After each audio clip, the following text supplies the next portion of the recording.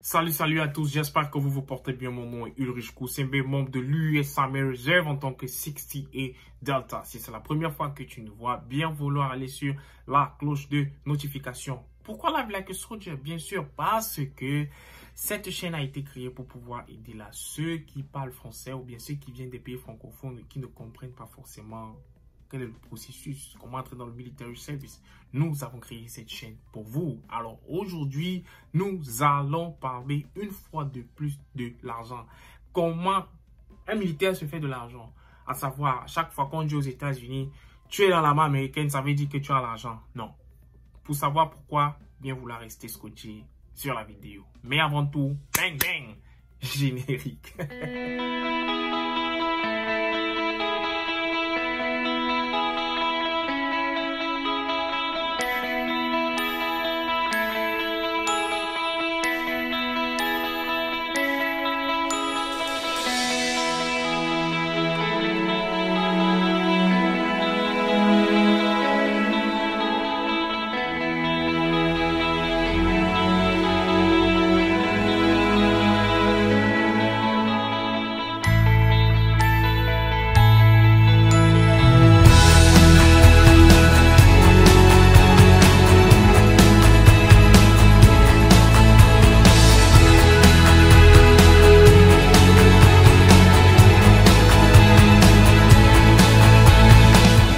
Alors, il faut comprendre qu'aux États-Unis, il y a ce que la Black Soldier, moi, j'appelle les trois grands piliers qui fassent en sorte que la vie aux États-Unis pour tout un chacun soit exagérément difficile.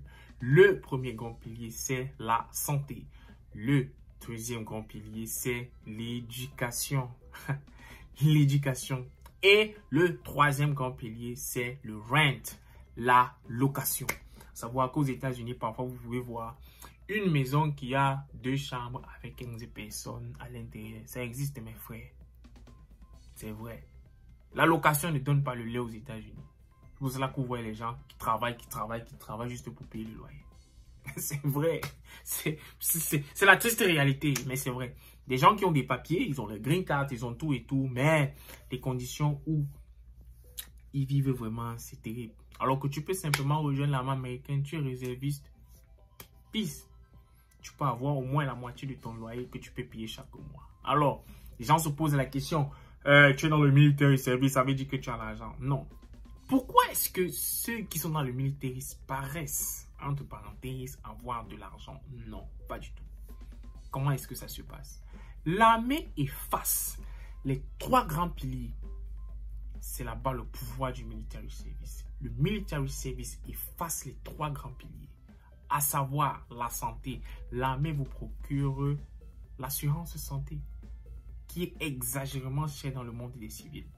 Quand vous êtes active duty, vous ne payez rien. De votre femme à vos enfants, personne ne paye rien. Vous savez, c'est même un petit bobo. Vous allez à l'hôpital, on ne va jamais vous envoyer une facture pour dire que X ou Y, vous devez payer tel montant. Jamais. Maintenant, si vous êtes réserviste et que vous êtes célibataire, vous payez seulement 44 $.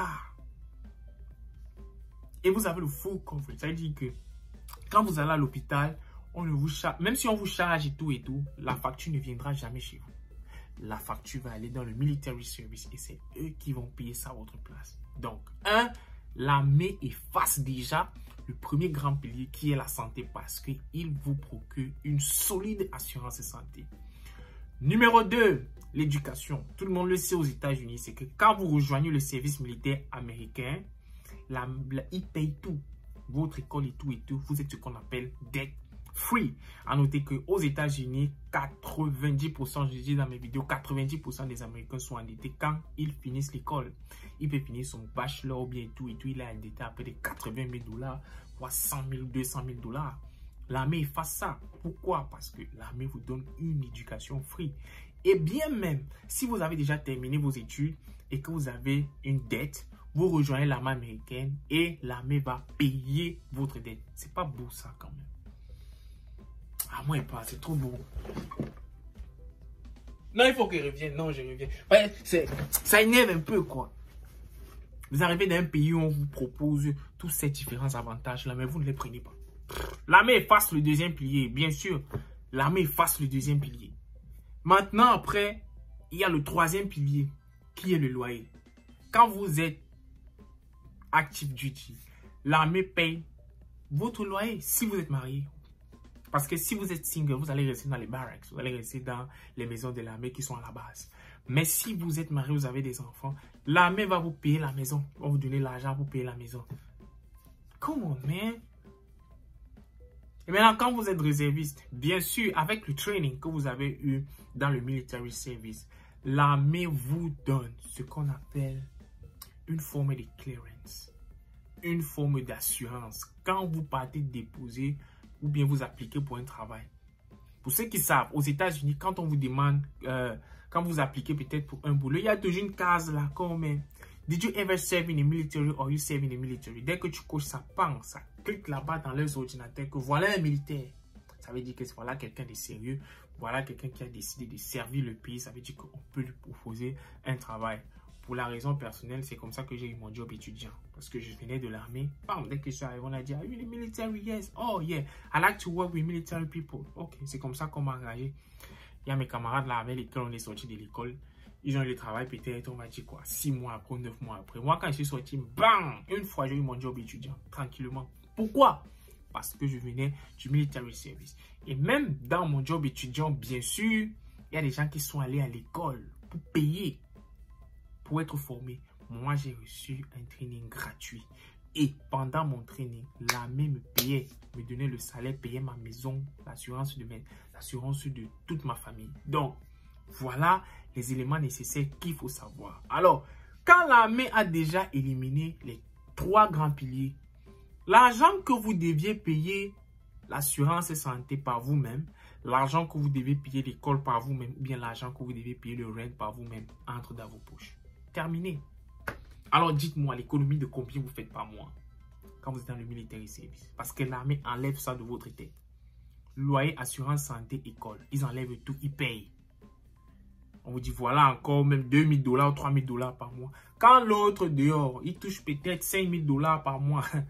Même là-bas, c'est un genre. Même $5000 par mois, il a peut-être les factures de 3500. Sans compter qu'il doit encore s'habiller ou se vêtir. Alors que l'armée même, quand l'armée vous donne encore l'argent pour vous habiller, pour vous vêtir, encore pour vous nourrir. Mais vous refusez de joindre. Moi, ça va comme ça. À ciao, ciao la famille, on se voit pour une prochaine vidéo.